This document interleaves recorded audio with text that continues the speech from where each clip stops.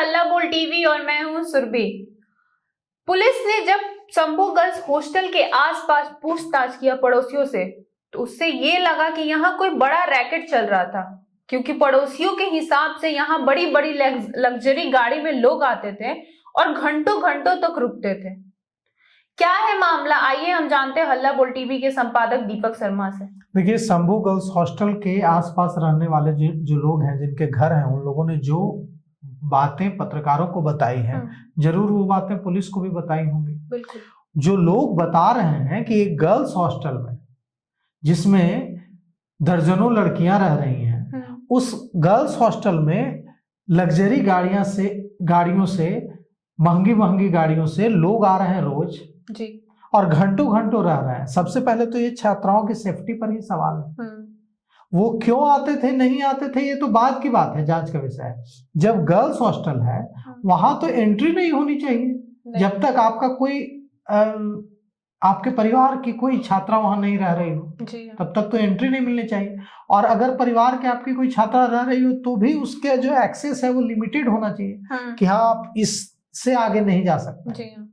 आप आएंगे, रूम में बैठेंगे, अपने परिवार की छात्रा से मिलेंगे और चले जाएंगे। ये नहीं कि आप ऊपर तक चले जाएंगे। और ये जो हॉस्टल था, इसके बारे में जो बात आ रही है सुरभि, वो ये आ रही है कि पूरी जो बिल्डिंग है उसमें लड़कियां रहती थी, छात्राएं रहती थी, और सबसे ऊपर मनीष चंद्रवंशी जो है हॉस्टल का मालिक, वो खुद रहता था और उसका परिवार रहता था। और जाने का एक ही रास्ता था, कोई अलग रास्ता नहीं था। लिफ्ट भी हर फ्लोर पर रुकती थी। मतलब जो भी आदमी उससे मिलने जाता था, जो लग्जरी गाड़ियों से जो पड़ोसी बता रहे हैं आता था, वो छात्राओं के हर फ्लोर से होकर जाता था। बिल्कुल। यहीं पर सेफ्टी कॉम्प्रोमाइज हो गई, यहीं पर सुरक्षा छात्राओं की कॉम्प्रोमाइज हो गई।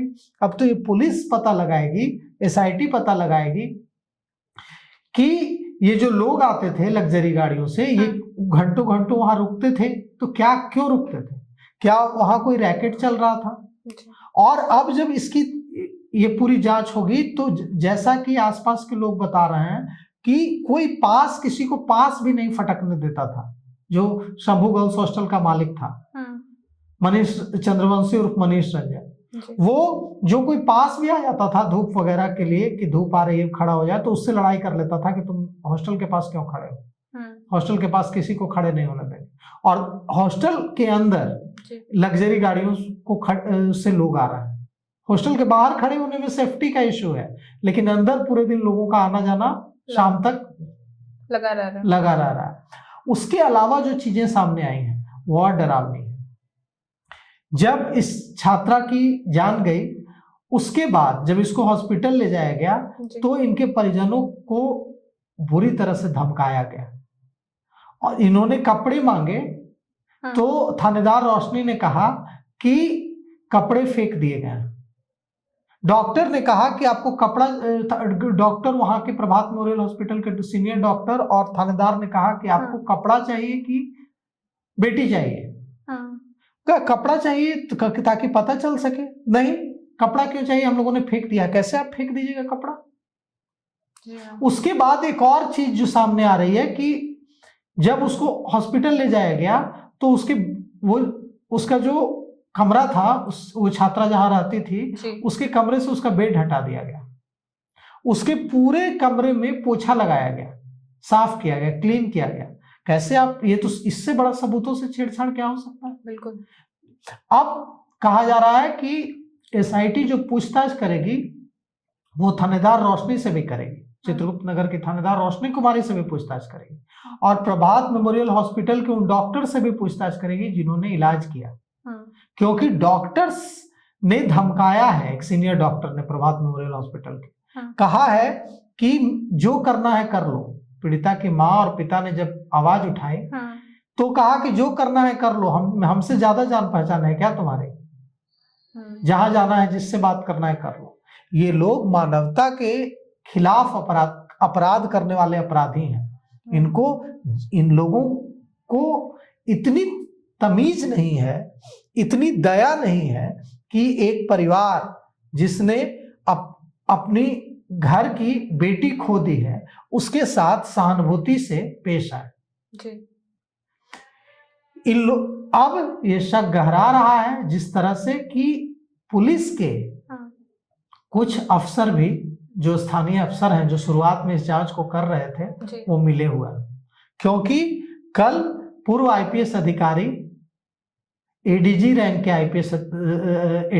के ऑफिसर रहे हाँ, जयप्रकाश सिंह हल्ला बोल टीवी के दफ्तर आए थे। जी हाँ, जयप्रकाश सिंह ने कहा कि पीड़ित, जब हम लोग गए जहानाबाद हाँ, और बात की हाँ, छात्रा की मां से, तो छात्रा की मामा ने कहा कि हम लोग जब थाने गए तो एक व्यक्ति हीटर पर हाथ सेक रहा था और उसे वीआईपी ट्रीटमेंट दिया जा रहा था पुलिस की ओर से, थानेदार की ओर से, रोशनी एसएचओ रोशनी कुमारी और दूसरे पुलिसकर्मियों की ओर से। जी, हमने पूछा कि ये कौन है, तो पता चला कि यही हॉस्टल का मालिक है जिस पर हम आरोप लगा रहे हैं। तो सोच लीजिए कि इसके हाथ कितने लंबे तक, कितने लंबे हैं, कितने दूर तक। और अब पुलिस ने सेकंड ओपिनियन मांगा है पोस्टमार्टम रिपोर्ट पर। क्यों सेकंड ओपिनियन मांगा गया है? पीएमसीएच ने जो रिपोर्ट दिया, क्या पीएमसीएच के पास इंफ्रास्ट्रक्चर की कमी है? क्या ऐसा और दूसरे मामलों में भी होता है कि पीएमसीएच जो पोस्टमार्टम रिपोर्ट दे उस पर एम्स से सेकंड ओपिनियन मांगा जाए?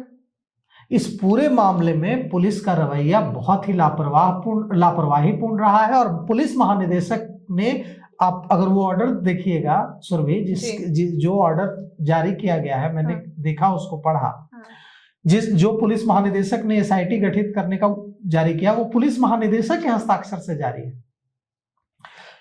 पटना के जो पूर्वी के जो एसपी हैं परिचय कुमार, वो इसकी उनकी अध्यक्षता में टीम बनी है जी, और इससे जो चित्रगुप्त नगर की थानेदार है रोशनी कुमारी, एसएचओ है, उसको दूर रखा गया है।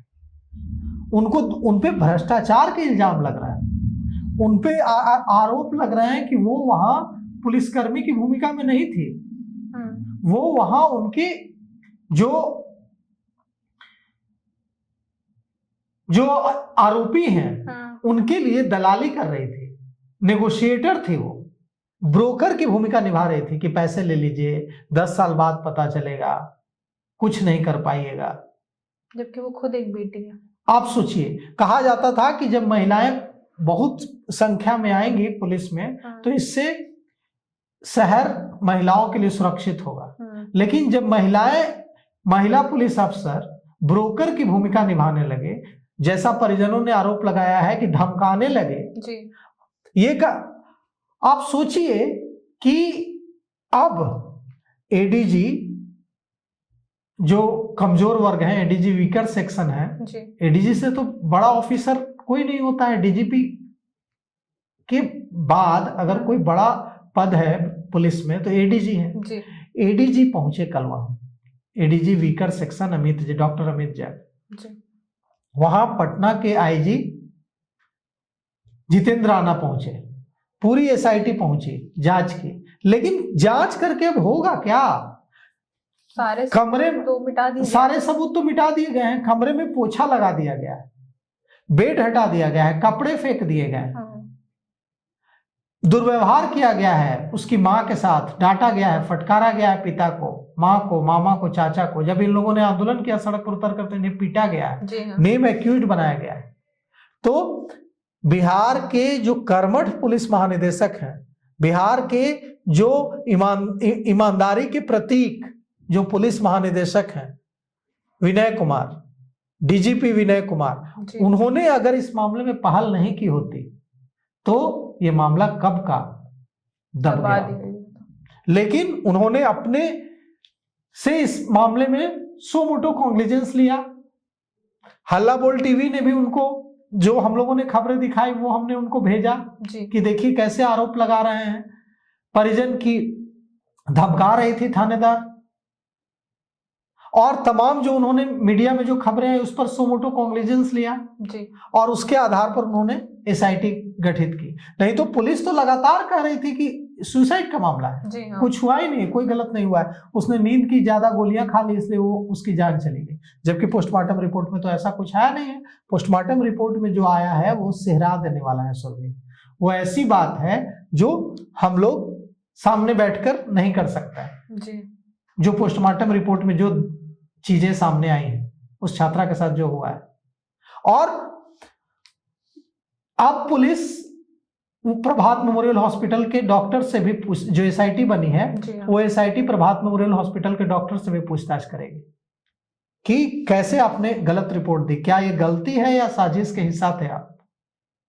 पुलिस एसएचओ रोशनी कुमारी से भी पूछताछ करेगी और उन पुलिस ऑफिसर से भी पूछताछ करेगी जिन्होंने मिसलीडिंग जानकारी पटना एसएसपी कार्तिकेय शर्मा को दी। पटना एसएसपी कार्तिकेय शर्मा जो बोल रहे थे कि कुछ नहीं हुआ है, आत्महत्या का मामला है, गलत नहीं हुआ है, वो थोड़े ही जाकर जांच किए थे। उनको जो ब्रीफ किया थानेदार ने, एएसपी ने, अभिनव ने, उन्होंने वो बात कही। उनको तो मिसलीड किया गया। पटना एसएसपी कार्तिकेय शर्मा की ईमानदारी पर कोई सवाल नहीं है, वो एक ईमानदार ऑफिसर है, लेकिन उनको मिसलीड करने वाले पुलिस ऑफिसर्स पर तो कार्रवाई होगी ना। एसएसपी तो वही बोलेंगे जो उनको एसएचओ और जो एएसपी जो रिपोर्ट देंगे। तो इस पूरे मामले में अब तहकीकात चल रही है और अब देखिए एसआईटी क्या कुछ पता लगाती है। आईजी जितेंद्र राणा खुद इसकी मॉनिटरिंग कर रहे हैं, ADG weaker section doctor Amit Jain खुद इसकी मॉनिटरिंग कर रहे हैं। और सबसे बड़ी बात है कि बिहार के पुलिस महानिदेशक जिनको पीपल्स डीजीपी कहा जाता है, विनय कुमार, जो रोज शाम में आप भी जाएं अगर आप चाहें जी।